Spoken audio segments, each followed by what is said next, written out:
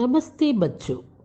आज हम वसंत भाग 3 8वीं कक्षा पाठ्य पुस्तक से पहली कविता ध्वनि पढ़ने वाले हैं। इस कविता के कवि सूर्यकांत त्रिपाठी निराला जी हैं। वे एक आशावादी कवि हैं। उनका जन्म 11 फरवरी 1896 में हुआ और उनकी मृत्यु 15 अक्टूबर 1961 में हुआ। उनकी सोच सकारात्मक विचारधारा से भरी है। यह कविता प्रकृति के प्रति मानवीय संवेदना का संदेश है।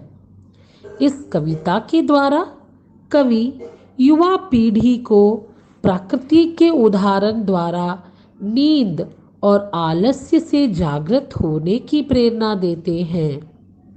तो आइए बच्चों, पहला अनुच्छेद ध्वनि कविता से पढ़ते हैं। अभी न होगा मेरा अंत, अभी अभी ही तो आया है मेरे मन में मृदुल वसंत, अभी न होगा मेरा अंत। कवि कहते हैं कि मेरा अंत अभी नहीं होने वाला है। मेरे मधुर जीवन में अभी अभी तो वसंत का आगमन हुआ है।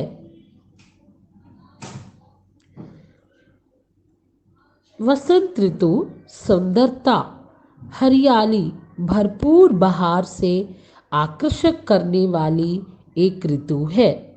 ऐसी ऋतु में चारों ओर सुगंध और खुशहाली फैल जाती है। कवि मानते हैं कि अपने इस महत्वपूर्ण काल के द्वारा वे युवा पीढ़ी को प्रेरणा दे। अंत, अंत मने समाप्ति। वन आपको मालूम है, मेरे वन में मृदुल वसंत। वन यानी कि जंगल, मृदुल यानी कि कोमल, वसंत यानी कि एक प्रकार की ऋतु जिसमें फूल और फल खिलते हैं।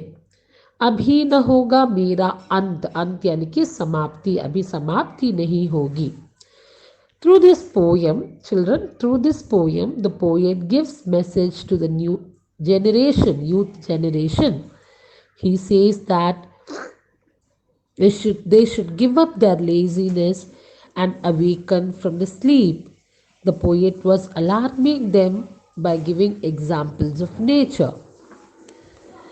बाग, खलियान और जंगल के हरे हरे पत्ते डालियों की सुंदरता को बढ़ा देती है।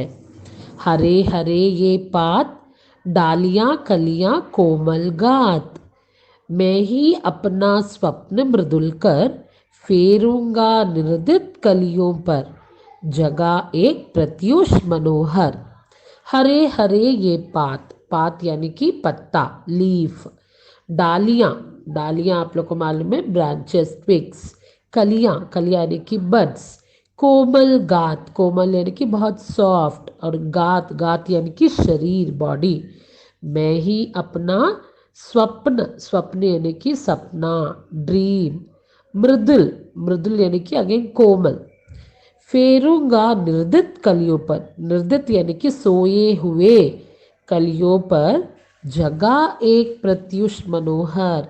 प्रत्युष यानी कि प्रातः काल, मनोहर यानी कि मन को हरने वाली। सो कवि कहते हैं कि कलियां ये कोमल बहुत ही सुंदर है। ये पौधे को और भी, ये कलियां खिलते हुए पौधे पर और भी निखर बढ़ा देती है। कवि इन प्रकृति सुंदरता को अपने सपनों में साकार कर देना चाहते हैं। जो कलियां आलस्य एवं नींद में हैं, उन पर अपना हाथ फेर कर उन्हें जगाना चाहते हैं, अर्थात कली को खिलने का संदेश देते हैं। युवा पीढ़ी को अपना आलस्य, नींद दूर हटाकर अपने लक्ष्य को साकार बनाने में लगाना चाहिए, जिससे समाज में एक नया उद्वेग और प्रगति की स्थापना हो। Here children, the poet says He will not rest until he awaken the youth. In spring season, flower blooms and atmosphere filled with fragrance. In this season, the beauty is at the peak. The poet wants to inspire the youth generation to reach their destination and prosper in their life.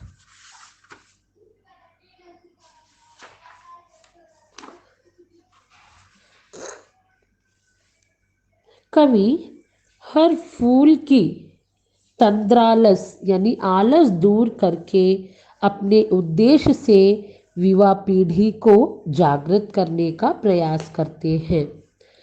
पुष्प पुष्प से तंद्रालस लालसा सींच लूंगा मैं, अपने नव जीवन का अमृत सहर्ष सींच दूंगा मैं।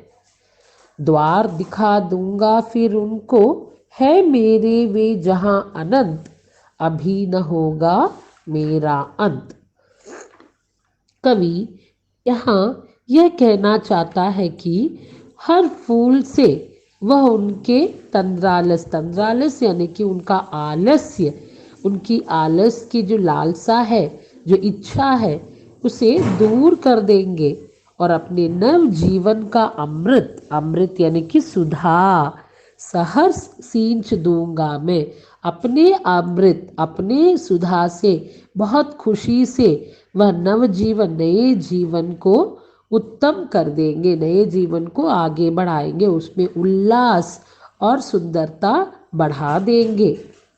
कवि कहना चाहते हैं कि कई महानों ने अपने उत्तम कार्यों द्वारा आने वाली पीढ़ी को जगाया है, उनमें उल्लास और उत्साह भरी है। ऐसे ही कवि भी अपने जीवन के लक्ष्य के द्वारा नव पीढ़ी को आत्मविश्वास के साथ आगे बढ़ने की प्रेरणा दी है। और कवि कह रहे तब तक जब तक मैं सबको जगा नहीं देता हूँ, तब तक मेरा यह अंत नहीं होगा। कवि अपने जीवन द्वारा आने वाली पीढ़ी को जगाने में अपना संकल्प पूरा करना चाहते हैं। In English, the poet wants the youth to contribute good work to the society and build a prosperous and healthy surroundings. He encourages upcoming generation to march forward with self-confidence. He spreads possibility to attain prosperous in life. और कवि अपनी आवाज़ ध्वनि ध्वनि यानी कि अपनी आवाज़ के द्वारा लोगों को ये सुंदर सा संदेश देते हैं कि जीवन में हमें आगे बढ़ना है। धन्यवाद।